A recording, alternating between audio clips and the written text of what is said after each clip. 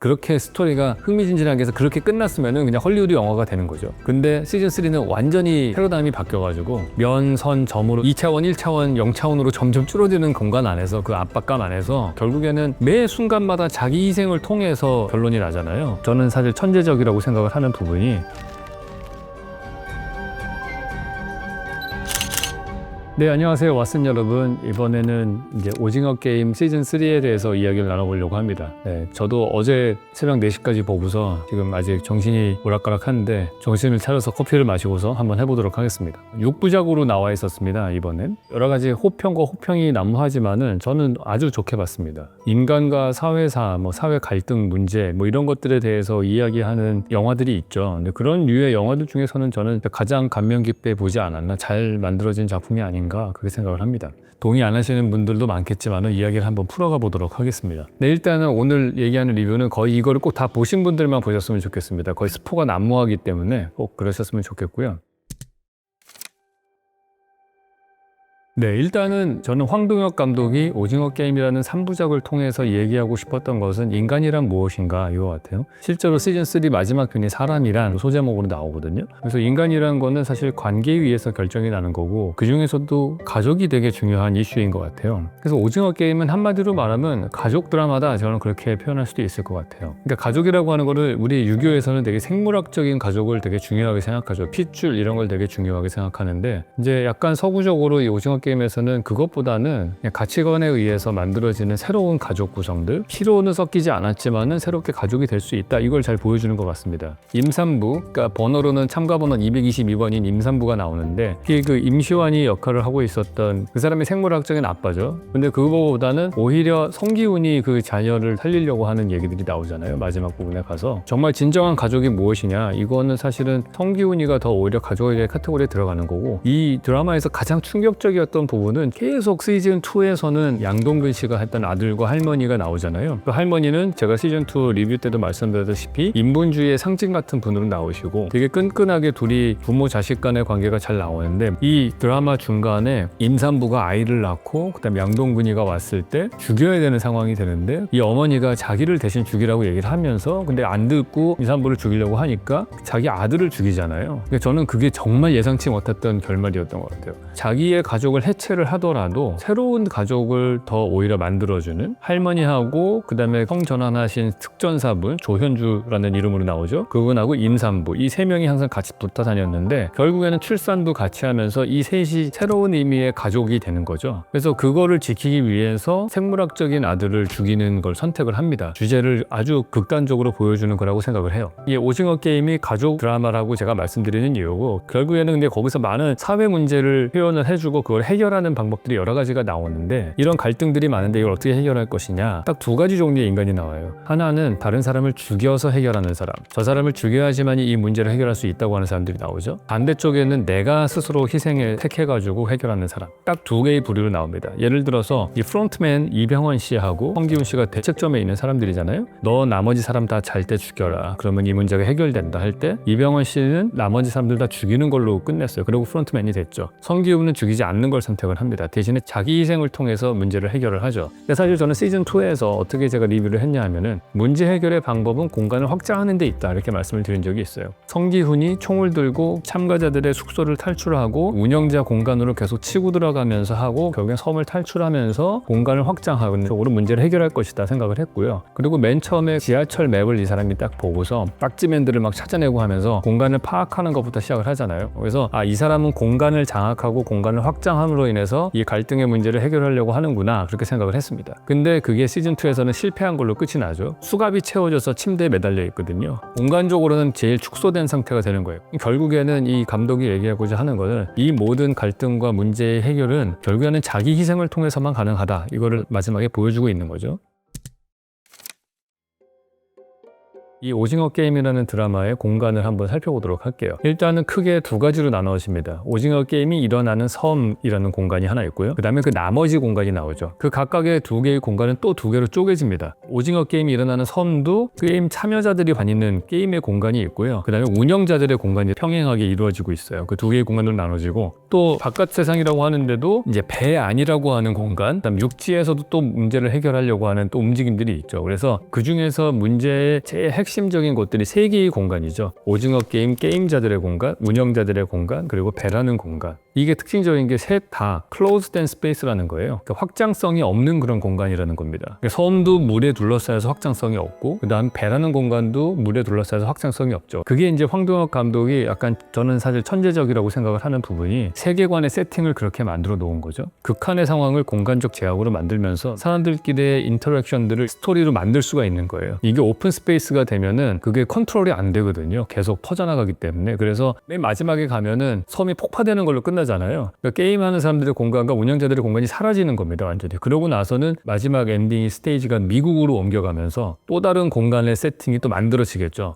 이제 게임 속 공간만 한번 살펴보도록 하겠습니다. 시즌 3에서는 3개의 공간이 나옵니다. 첫 번째 게임은 술래잡기 하는 게임 공간이 하나 나오고, 두 번째가 줄넘기 하는 공간이 나오고, 세 번째가 입체 오징어 게임인가요? 그렇게 얘기하는 공간이 하나 나옵니다. 근데 진짜 저는 정말 셋 다 너무 재밌게 봤어요. 다 아는 게임인데도, 이게 왜냐하면은 뭐가 놀랍냐면요, 그 3개의 게임이 1, 2, 3번이 있잖아요. 맨 처음에 술래잡기 하는 공간은 면의 공간입니다. 그게 2차원의 공간인 거죠. 그 다음 공간은 줄넘기 하는 공간이잖아요. 그건 다리를 건너가는 선의 직선의 공간이에요. 1차원의 공간인 거예요. 그 다음에 마지막에 오징어 게임하는 공간은 네모, 세모, 동그라미잖아요. 그 공간에서 하나의 각각의 점 같은 공간에서 게임을 하는 거예요. 그러니까 이게 면의 공간에서, 선의 공간에서, 점의 공간으로, 2차원의 공간에서 1차원의 공간에서 0차원의 공간으로 점점 차원이 낮아지는 거예요. 그러니까 그 압박감이 그 게임 플레이어들의 숫자도 줄어들지만 실제로 공간이 이렇게 스퀴즈 되면서 점점 강도가 높아지는 구성이라고 보면 됩니다.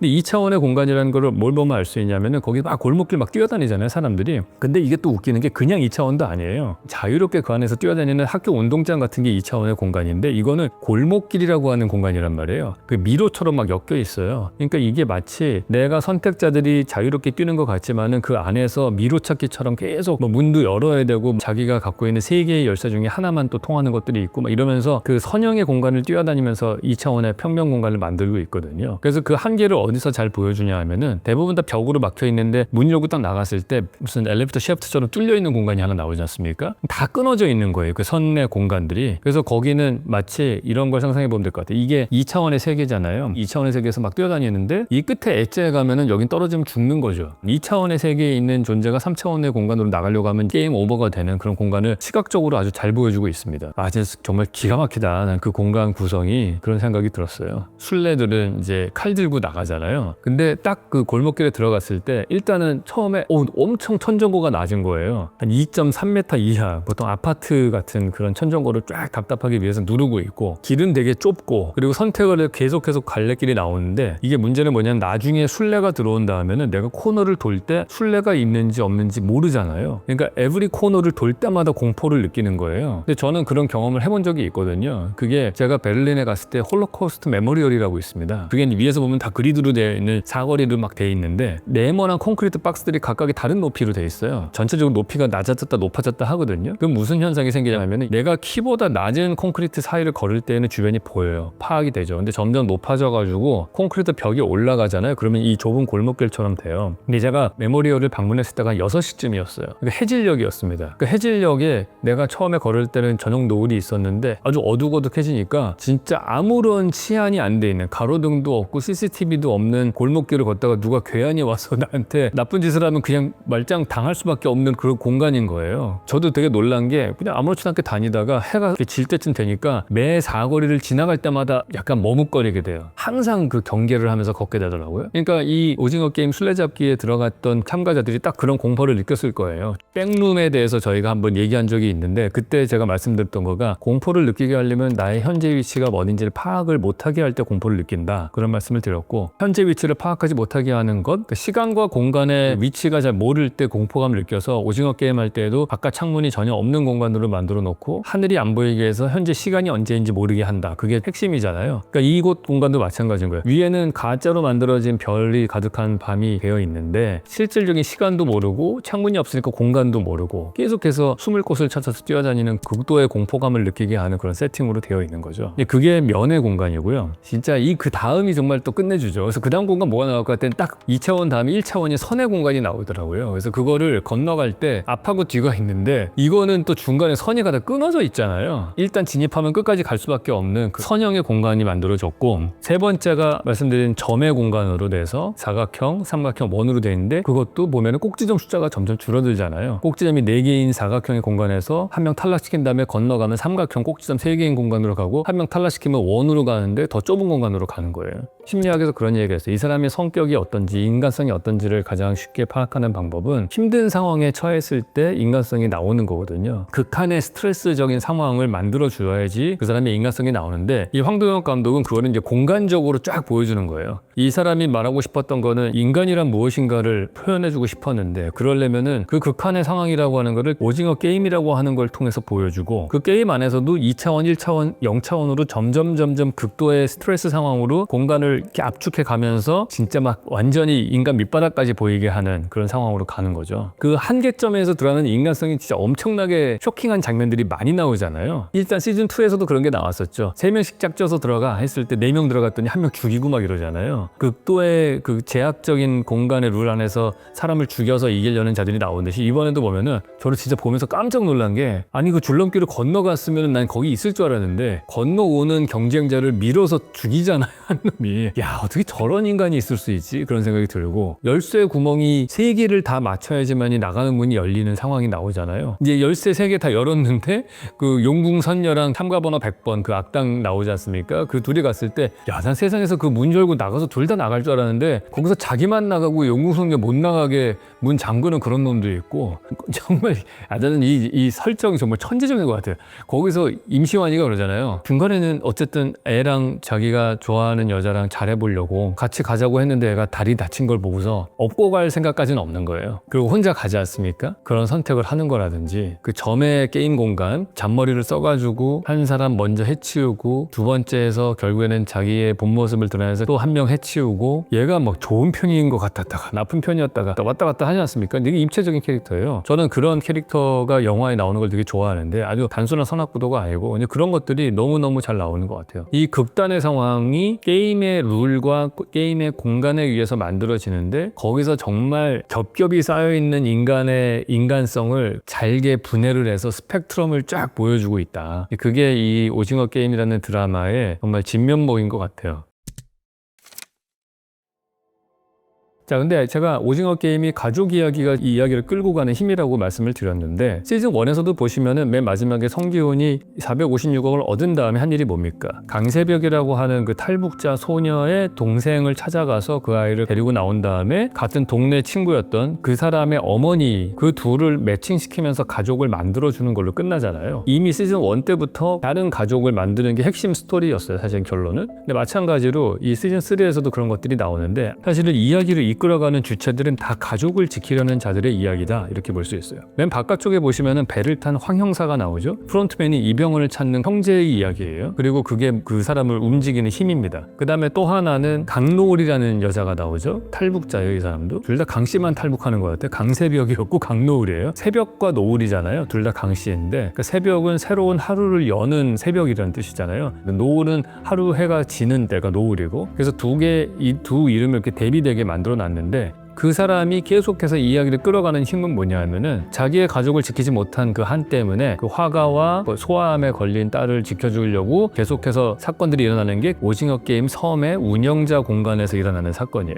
그 다음에 아시다시피 제일 핵심적인 사건은 이 게임 참여자들, 그 안에서 가족이 또 움직이는 게 나오죠. 그 양동근 씨하고 어머니의 관계도 나오고, 그 다음에 미혼모 얘기가 나오죠. 그 가족이 하나 있고, 그 다음에 조현주라는 그 성전환 특전사분하고 임산부하고 할머니라는 새롭게 만든 만들어진 가족 구성원이 또 하나 있어요. 그러고 나서 마지막에 가서는 성기훈과 222번의 딸이 나오죠. 그래서 그렇게 해서 또 만들어진 가족이 나오고, 결국에는 이 다양한 세 개의 큰 다른 공간 안에서 다 각기 이 이야기를 끌고 나가는 힘은 가족을 지키려는 자들의 이야기다, 이렇게 볼 수 있어요.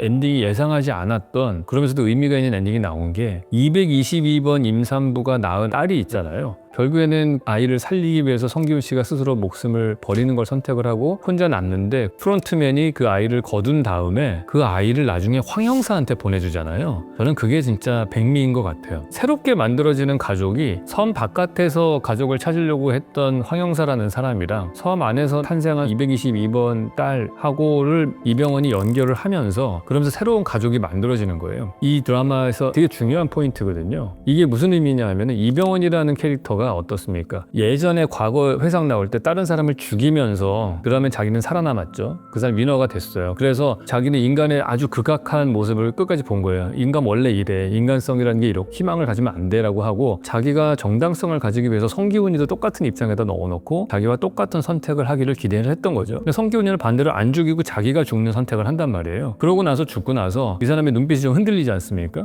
성기훈이가 가지고 있었던 그 DNA가 들어온 것 같아요. 생각의 DNA가. 그러면서 다시 시즌 1에서 성기훈이 강세벽의 남동생과 그 할머니하고 가족을 만들어준 것처럼 새로운 가족을 만들어주는 사람이 되는 거예요. 어떻게 보면 시즌 1 마지막에 성기훈의 모습과 시즌 3의 프론트맨의 모습은 사실은 거의 같은 모습이라고 봐야 되는 겁니다. 다른 사람들의 가족을 만들어주는 사람인 거죠. 그래서 그 엔딩에서 보시면은 쫙 가다가 미국에서 유리창 내리고서 딱 케인트 블란쳇인가요? 그 사람의 딱지 치기를 막 하는 모습을 보잖아요. 근데 그 모습을 딱 봤을 때 이 사람의 뭐 속마음의 복백이나 이런 걸 나오진 않지만은 이제 생각이 복잡한 거죠. 게임 운영자로서의 위치는 있지만은 이미 이 사람의 생각은 약간의 인간성에 대해서 희망을 가지는 사람으로 약간은 바뀌면서 엔딩이 끝났다, 그렇게 볼 수 있습니다.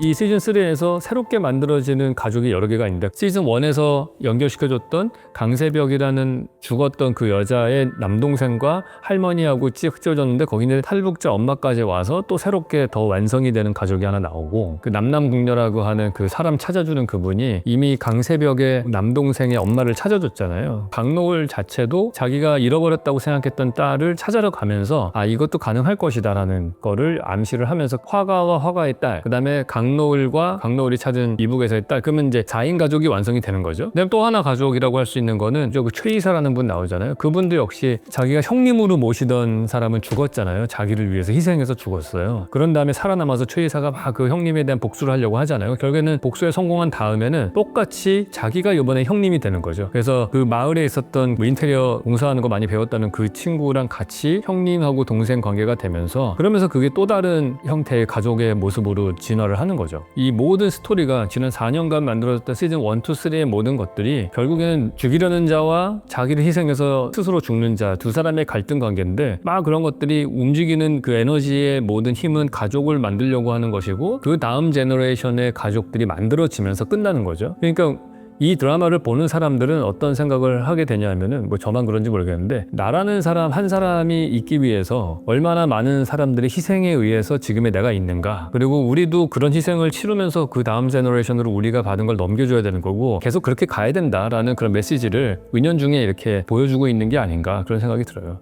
이 핵심 주제라고 한다면은 어떻게 문제를 해결할 수 있을 것이냐. 야, 문제 해결은 결국엔 자기 희생밖에 없어. 근데 결국 이거는 약간 기독교 정신하고 비슷하거든요. 세상이 바뀌는 거를 남을 죽이는 혁명으로는 바뀌지 않고 자기가 희생을 하는 게 있어야지만 이 세상이 더 좋아진다. 이런 게 이제 기독교 정신의 핵심인데, 약간 은연중에 메시지가 이 안에 베이스로 깔려 있지 않나 하는 생각이 듭니다. 나가는 문이라고 하는 게 열쇠가 3개가 모여야지만 가능하다. 그 열쇠를 하나만 줘도 됐을 텐데, 이 게임을 할 때 열쇠를 동그라미, 세모, 네모 3가지를 주고 결국에는 3명이 마음을 합쳤을 때만 그 문을 열고 나갈 수 있다. 성경에도 그런 얘기가 있거든요. 삼겹줄은 잘 끊어지지 않는다. 셋이 정말 모이기가 힘들거든요, 사실. 여러분들 이제 지금 연애를 하시는 분들이 많겠지만은 두 사람의 관계는요, 그 한 사람만 참으면 됩니다. 그러면 절대 싸울 일이 없어요. 근데 세 번째 사람이 들어오게 되잖아요. 그러면은 두 사람이 싸우기 싫어도 싸우게 되는 경우들이 많이 생깁니다. 그러니까 왜 신혼부부들이 자기들끼리 사이 좋지만은 시댁이든 아니면 처갓집이 됐던 제3의 가족들이 막, 근데 또 피할 수 없는 게 하나 있어요. 제3의 아이가 나는 순간 또 싸워요. 그러니까 이게 진짜 컨트롤이 어려워요. 셋은 정말 하나의 마음이 되기 어렵습니다. 그러니까 제가 왜 그 아파트 재건축이 왜 어려운 거 얘기할 때도 얘기했잖아요. 그 많은 몇백 명의 사람들이 한 마음 되는 건 거의 불가능하다고 봐야 되는 거거든요. 그래서 그 세 명이 모이는 게 되게 힘든데 그럴 때에만 문이 열린다는 것도 되게 상징적으로 보여주는 디테일이었던 것 같아요. 이 시즌2에서는 제가 핵심적으로 얘기했던 게 투표 방식이 되게 민주적이고 좋은 것 같지만은 그거를 공개 투표를 했고 자기의 생각을 드러냈을 때 오히려 갈등의 기폭제가 되는 그런 문제점을 말씀을 드렸잖아요. 근데 마찬가지로 이 시즌3에서도 되게 많은 부분에서 민주주의를 비아냥거리는 투표 제도를 약간 비꼬는 그런 얘기들이 많이 나오죠. 야, 우리 7명인데 민주적으로 해서 3명 죽이는 거 그거 뭐 과정상에 아무 문제 없잖아. 근데 그게 3명을 죽인다라는 것 자체가 말이 안 되는 룰이잖아요. 근데 그런 거를 과정이 민주적이라고 해서 결과를 정당화하려고 하는 그런 것들이 얼마나 잘못되었는가. 어쩔 수 없이 많은 사람이 모여 살면은 절차를 만들어야 되고 최대한 최선의 민주적인 절차를 만들었지만은 그 결과가 항상 모든 걸 정당화시키지는 않는 경우들이 많은데 이제 그거를 이 게임이라고 하는 데에서 투표로 희생자를 고르는 뭐 이런 것들 근본적인 질문을 던지게 하는 드라마라고 저는 생각을 해요. 왜 3명을 죽여야 돼? 라는 그 근본적인 질문을 해야 되는 거죠. 이제 그런 것들에 대해서 시즌 1에 같은 막 파격적이고 막 그런 쇼킹한 그런 게임으로의 오락성은 아니지만은 이 황동혁 감독이 정말 이 얘기를 하고 싶었구나. 이제 그게 시즌 3를 보니까 알겠더라고요. 그래서 저는 개인적으로 되게 인상 깊게 봤던 그런 작품입니다. 저는 되게 왜 나눴는지 알겠더라고요. 제가 아까 말씀드린 대로 시즌 1은 그냥 게임하는 사람들끼리 막 격투기 같은 느낌이라면 시즌 2에서 입장이 확 바뀐 거잖아요. 그 성기훈이가 자기가 공간 지배자가 되고 오히려 딱지맨이나 이런 게임 플레이어들이 바깥 세상에서는 오히려 약자가 되면서 드디어 얘가 공간을 장악하면서 공간을 확장해서 이거를 문제를 해결하려고 하는구나. 거기까지가 성기훈이 자기가 이 게임을 이길 수 있다고 생각했던 관점인 것 같고 그게 실패를 하고 난 다음에 시즌 3에서는 결국에는 자기 희생밖에 답이 없구나 그거를 보여주는 거기 때문에 시즌 2와 시즌 3는 메시지가 완전히 달라요. 그런 면에서 보면은 배를 타고서 황용사가 막 섬을 위치를 찾잖아요. 그때 막 드론을 띄우잖아요. 그것도 되게 상징적으로 보여주는 거죠. 섬을 그냥 찾는 게 아니고 드론을 띄워서 위에서 내려다보면 찾는다는 전지적 시점을 얘네도 가지는 거거든요. 그러면서 이 반대쪽 그 게임 오징어 게임 주체자 아닌 반대쪽 카운터파트가 공간을 적극적으로 이용하고 그걸 통해서 그 반대편을 압도할 수 있겠구나라고 하는 희망들을 계속 보여주는 거죠. 돈도 있겠다. 이제 자본도 막 투입을 하면서 핑크 모텔이라고 하는 자기만의 아지트도 갖고 거기로 유인해서 죽이고 막 이런 등등이 막 그렇게 스토리가 흥미진진하게 해서 그렇게 끝났으면은 그냥 헐리우드 영화가 되는 거죠. 근데 시즌 3는 완전히 패러다임이 바뀌어가지고 공간 확장은 더 이상 없고 2차원, 1차원, 0차원으로 점점 줄어드는 공간 안에서 그 압박감 안에서 인간의 군상들의 그 모습들이 보이면서 결국에는 매 순간마다 자기 희생을 통해서 결론이 나잖아요. 그러니까 그 한 명의 222번 딸을 하나를 위해 몇 명이 죽었습니까? 일단은 맨 처음에 죽은 사람이 누구냐? 그 조현주 그 특전사 출신의 성전환자가 자기가 혼자 살 수 있지만 그걸 포기하고 있다가 죽죠. 그 다음에 할머니도 자기 아들을 죽였잖아요. 저는 그걸 보면서 약간 그런 느낌 들더라고요. 그 아브라함이 이삭을 제물로 바치는 모습 같은 느낌? 아들을 죽여서까지 이 새로운 가족을 살려야 된다. 거기서 그런 마음도 있었겠죠. 자기의 아들이 살인자가 되는 모습을 보기가 싫었을 거예요. 그래봤자 그 아들은 사는 게 아닐 테니까 차라리 내가 걔를 죽이고 그 다음에 그런 상태에서 사는 것도 말이 안 되잖아요. 그러니까 스스로 목숨을 끊잖아요, 그 할머니가. 그러니까 그런 걸 통해서 벌써 3명의 희생자가 생겼죠. 그러고 나서 엄마도 스스로 목숨을 끊잖아요, 딸을 살리기 위해서. 그것도 4명이 죽었죠. 나중에 마지막에 성기훈까지. 그러니까 5명의 사람이 목숨을 버리면서 1명의 사람을 살린 거예요. 이제 그걸 보면은 5명 죽여서 1명 살리면 이거는 말이 안 되는 미치는 장사잖아, 이렇게 볼 수 있지만은 그것 때문에 인간성의 희망을 우리는 끈을 놓지 않게 되는 걸 보여주는 거고, 그거를 본 이병헌 프론트맨이 마음이 바뀌는 거죠. 근데 그런 희생들이 있어야만 한다라는 거를 보여주는 걸로 시즌 3는 메시지가 2와는 완전히 다른 결이기 때문에 그거를 둘을 나눌 수밖에 없었다, 그런 생각은 들어요. 그러니까 그게 저는 이 드라마를 좋게 보는 이유가 그런 거예요. 강하늘이 만약에 계속해서 거기 자기 희생만 하고 막 그러면은 너무 걔는 그냥 선한 인물로 나오는 거잖아요. 완벽한 인물. 여기에는 어느 누구도 완벽하지 않거든요. 되게 시즌2에서 보이는 강하늘의 모습은 되게 좋은 모습이에요. 그냥 자기랑 반대하는 사람들 초대해가지고 같이 밥 먹고 되게 좋은 모습이었는데 그 사람이 갖고 있는 한계가 있는 거죠. 그 용기 없음, 그 극단의 상황에 처했을 때 탄창을 들고 다시 못 돌아가는 모습들이 있고, 그것 때문에 뒤틀려가지고 계속해서 점점 이상하게 꼬이는 꼬이고 나중에 혼자 살기 위해서 문 뒤에 숨어 있고 이런 치사한 모습들이 사실 그게 인간의 모습이거든요. 근데 그런 것들이 그냥 다 나올 수밖에 없고 와 진짜 연기 정말 잘하시더라고요. 그 계단 씬에서 보면은 막 미안하다고 뭐 내가 사실은 뭐 해병대 아니었고 막 할 때 진짜 그러다가 또 갑자기 또 주머니에 깨진 칼 들고서 죽이려고 할 때 또 완전 딴 모습이고 모든 사람이 다 결함이 있잖아요. 그 안에서 이 사람은 완전히 착하기만 하고 이 사람은 나쁘기만 하고 이렇게 보지 못하는 그런 입체적인 캐릭터들이 나온다는 점에서 저는 그게 되게 좋은 점인 것 같아요. 엄청 안 좋을 것 같아요. 저는 작품성이 좋다고 저는 생각을 하는데 이제 그렇게 되면은 그만큼 오락성이라든지 대중성은 좀 떨어질 가능성이 많으니까 그거는 제가 볼 때는 뭐 감수해야 될 부분이 아닌가. 두 마리 토끼를 다 잡기는 좀 어려운 것 같고 감독도 그거는 아마 인지하고 있지 않았을까 그런 생각은 들어요. 저는 근데 게임이 기발하다고는 생각했어요. 왜냐면 아까 말씀드린 대로 면, 선, 점으로 점점 바뀌는 그런 구도라든지 이런 것들도 기발하다는 생각을 했고 그리고 그 안에서 와 저런 상황에서 저런 극단의 어떤 예상치 못한 조건들 안에서 사람들이 저런 모습이 나오나? 그런 게 너무 놀라면서 본 게 되게 많았거든요. 그런 포인트가 한 열 몇 번은 된 것 같아요. 그런 부분들이 진짜 고민을 많이 하고서 각본을 썼구나 그런 생각이 들고요. 저는 그게 이제 되게 천재적이라고 생각하는 건 그거거든요. 그 극단의 상황은 마치 우리가 원자핵이 딱 깨지는 상황이 되려면은 입자 가속기를 엄청나게 속도를 돌려야 되잖아요. 에너지를 써가지고 딱 그 상황에서만 그 파티클이 나눠지는 게 보이잖아요. 마치 그것처럼 그 핵을 하나를 깨기 위해서 오징어 게임이라고 하는 말도 안 되는데 에너지를 집중하고 그 게임 공간이라는 거를 점점 압박을 가해가지고 거기서 딱 때려가지고 인간성을 깨트려서 보여주는 것 같다는 느낌을 받았어요. 그래서 그게 그 세팅 자체가 게임과 그 게임의 공간 자체가 약간 세른에 있는 초입자 가속기를 보는 것 같은 그런 느낌이 들었거든요. 그래서 그런 부분에서 되게 천재적이지 않았나 생각이 듭니다. 네, 오징어 게임이 지난 4년의 대장정을 마치고서 끝을 냈는데요. 사실은 그 오징어 게임이 처음 나왔을 때가 저희 셜록 현준이 처음 시작했을 때이기도 합니다. 셜록 현준 한 4번째 편이 오징어 게임 분석 편이에요. 그래서 정말 시간의 스팬이 거의 저희 셜록 현준 유튜브 채널과 되게 비슷해서 이번에 한 단락이 끝나는 걸 보니까 감회가 좀 새롭습니다. 그래서 시즌 3까지 오면서 저는 정말 제작진 분들에게 박수를 보내드리고 싶습니다. 일단 시즌 1도 어마어마한 공전 히트를 쳤고 대한민국의 문화를 세계에 알리는데 큰 역할도 하셨지만은 그거 말고도 뭐 여러 가지 본인이 책임감을 많이 느끼지 않았을까 싶어요. 부담감 특히 많이 느꼈을 것 같은데 그거가 잘 마무리된 것 같아서 저는 개인적으로 박수를 보내드리고 싶습니다. 솔직히 나는 이걸 왜 이렇게 혹평을 하는지 이해는 안 갑니다. 뉴욕타임즈에서 특히 상상력이 부족하다고 그러고 다 예상 가능한 결말이었다고 그러고